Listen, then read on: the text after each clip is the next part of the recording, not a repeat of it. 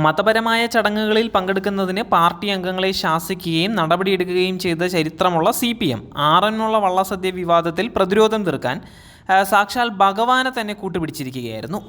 മന്ത്രി VN വാസവൻ പങ്കെടുത്ത അഷ്ടമി രോഹിണി വള്ളസദ്യയിൽ ആചാരലംഘനം നടന്നു എന്നുള്ള ആരോപണത്തെ പ്രതിരോധിക്കാൻ CPM പത്തനംതിട്ട ജില്ലാ കമ്മിറ്റി ഇറക്കിയ ഫേസ്ബുക്ക് പോസ്റ്റിലെ പരാമർശമാണ് പാർട്ടിയുടെ നയവ്യതിയാനമായി വിലയിരുത്തപ്പെടുന്നത്.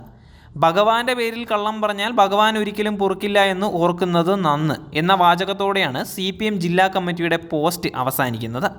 വൈരുദ്ധ്യാത്മകത, ഭൗതികവാദത്തിൽ വിശ്വസിക്കുന്ന, ഈശ്വരനാമത്തിൽ സത്യപ്രതിജ്ഞ ചെയ്ത MLA-മാരെ പോലും പരസ്യമായി ശാസിച്ച ഒരു പാർട്ടി രാഷ്ട്രീയ പ്രതിരോധത്തിനായി ഭഗവാനെ പരാമർശിക്കുന്നത് ഇരട്ടത്താപ്പാണ് എന്നുള്ള വിമർശനം ശക്തമായി കഴിഞ്ഞിരിക്കുകയാണ്.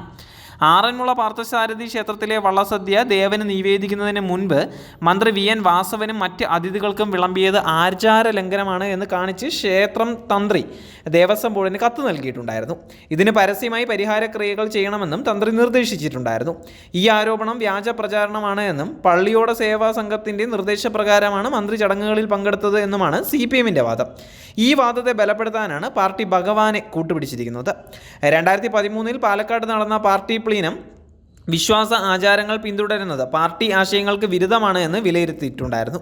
2006 ഈശ്വരനാമത്തിൽ സത്യപ്രതിജ്ഞ ചെയ്ത MLA-മാരായ ഐഷ പോറ്റി, MM മോനായി എന്നിവരെ പിണറായി വിജയൻ പാർട്ടി സെക്രട്ടറിയായിരിക്കെ സംസ്ഥാന കമ്മിറ്റി ശാസിക്കുകയും ചെയ്തിട്ടുണ്ടായിരുന്നു.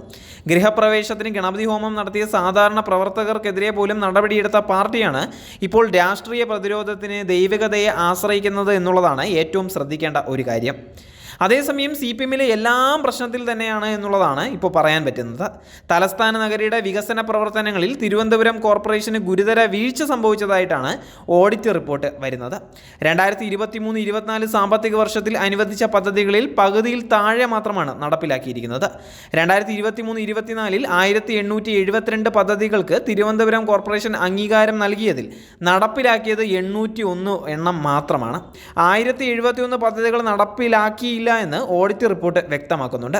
നഗരസഭയുടെ പരിധിയിലുള്ള ഭൂപ്രദേശത്തെയും അവിടുത്തെ ജനങ്ങളുടെയും അടിസ്ഥാന വികസനം ഉൾപ്പെടെയുള്ള സമഗ്ര വികസനത്തിനായി സാമ്പത്തിക വികസനത്തിനും സാമൂഹ്യ നീതിക്കും വേണ്ടിയുള്ള പദ്ധതികൾ നടപ്പിലാക്കി ലക്ഷ്യപ്രാപ്തി കൈവരിക്കുക എന്നതാണ് പദ്ധതി നടത്തിപ്പിലൂടെ ലക്ഷ്യമിടുന്നത്. ഇവിടെയാണ് തിരുവനന്തപുരം കോർപ്പറേഷൻ്റെ ഗുരുതര വീഴ്ച. 228 കോടി 71 ലക്ഷം രൂപ സർക്കാരിൽ നിന്ന് അലോട്ട്മെൻറ്റ് ലഭിച്ചിട്ടും 178 കോടി 28 ലക്ഷം രൂപ മാത്രമാണ് മേയറും സംഘവും ചെലവഴിച്ചിരിക്കുന്നത്. 50 കോടി 43 ലക്ഷം രൂപ ലാപ്സാക്കി. വികസന ഫണ്ട് ചെലവ് 54.5% മാത്രമാണ്.